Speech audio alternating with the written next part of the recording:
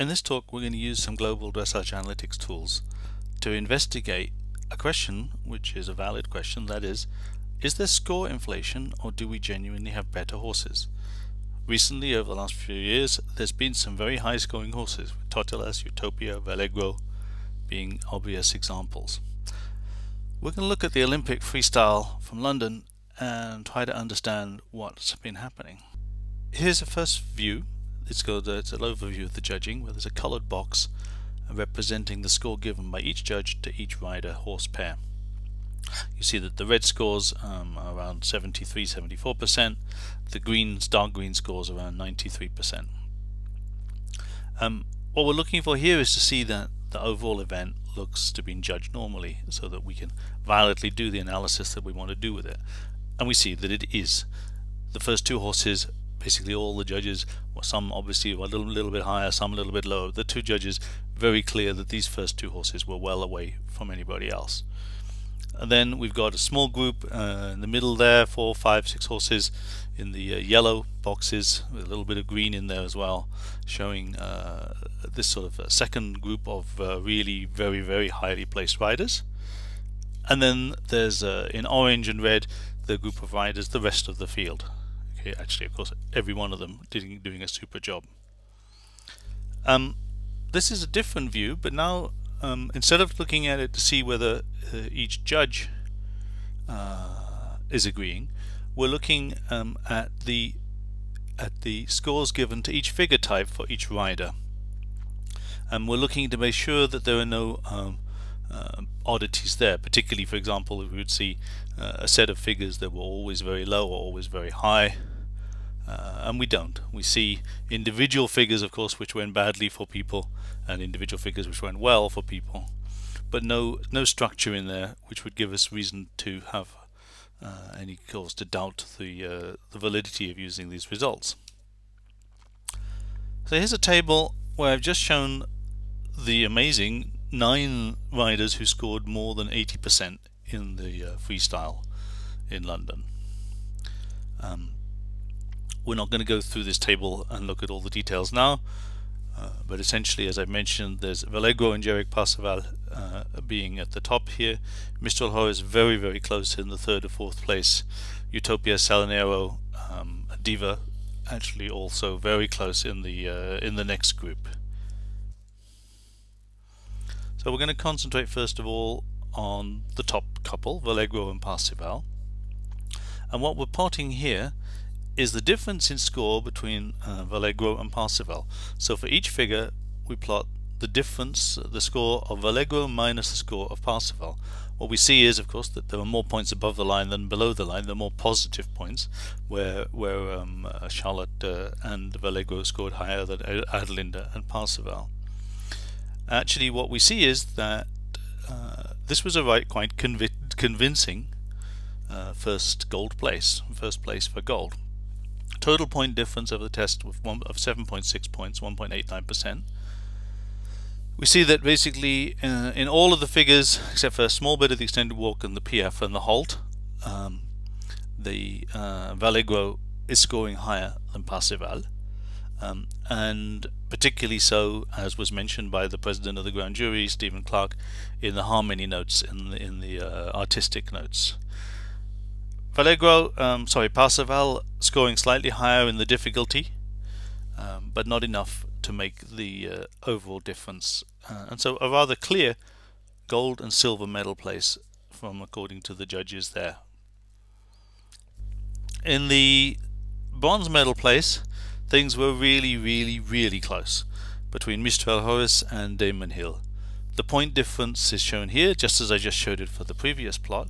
Here, though, the total point difference is 0.14 points, 0.03%. Actually, there's a single point difference in the sum of the 7 judges between these two scores.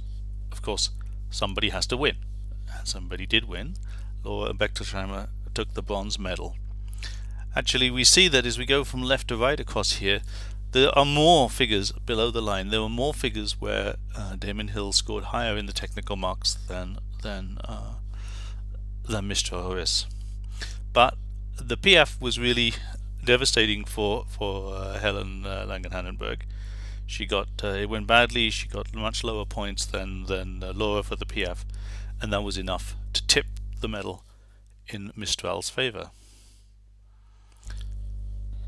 I'm going to jump down 3 places, in fact, to Salonero's what I considered an amazingly beautiful freestyle. I suddenly found it an emotional moment, dressage moment, watching Anki and Salonero performing probably for the last time on the big stage together. And they scored, they arrived in 6th place.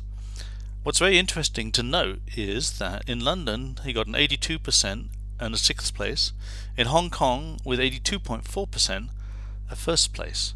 So that really makes us pose a question: has the standard of horses and riding changed so much over 4 years that the essentially identical score is now worth the 6th place, whereas before it was a 1st place? So we'll look in a little bit of detail at London and Hong Kong for Salonero. Here's the plot which shows the timeline of Salonero's ride in London. You see what's fairly typical of Salonero. You see slightly lower extended walk and slightly lower entrance and halts.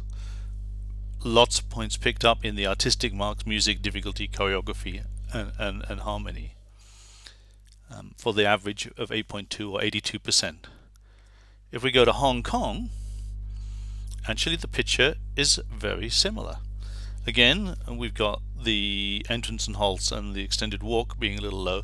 Actually, in Hong Kong there was clearly a mistake in the left canter pirouettes, which scored lower. But again, we see the same pattern in the music, difficulty, choreography and harmony. Actually, the pattern of the 2 scores is very similar.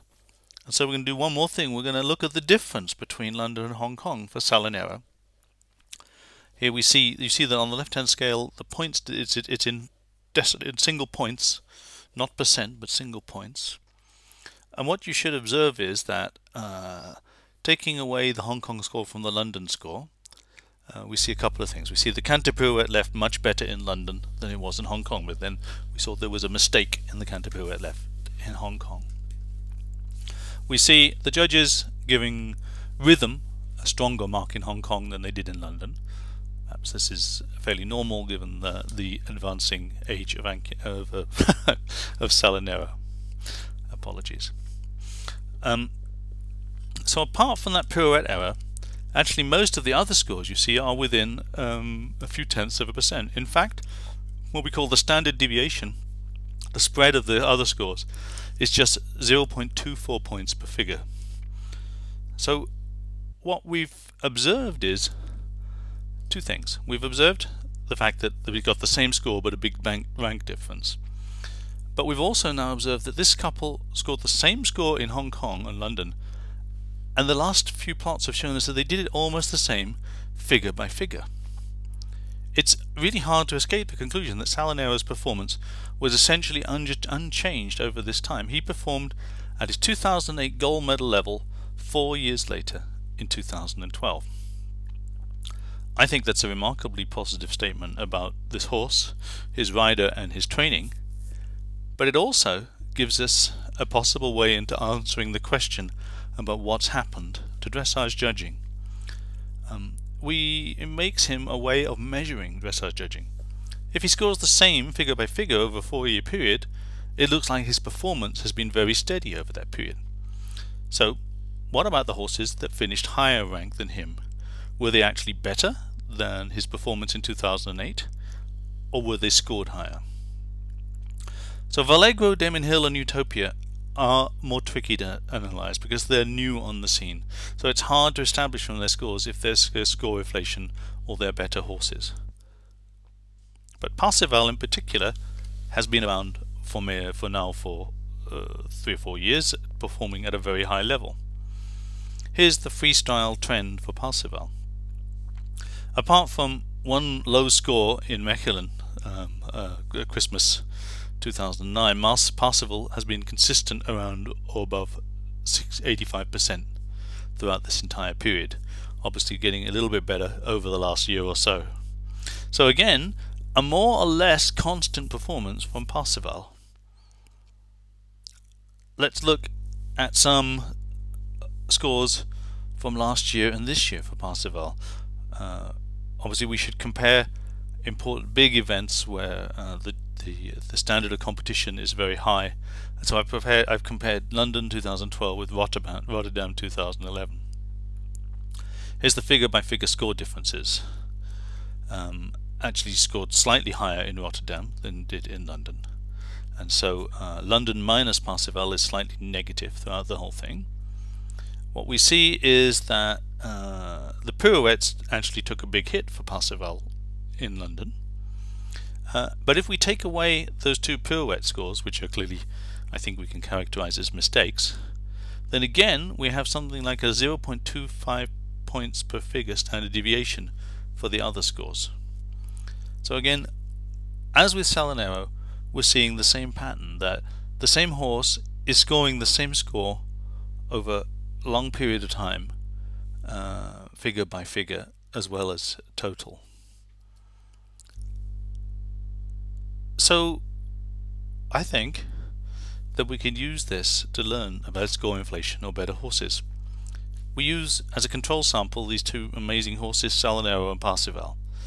The evidence is more or less constant scores for each of them over the 3 to 4 years. Basically comparing Salinero in Hong Kong and London and Parseval in Rotterdam and London.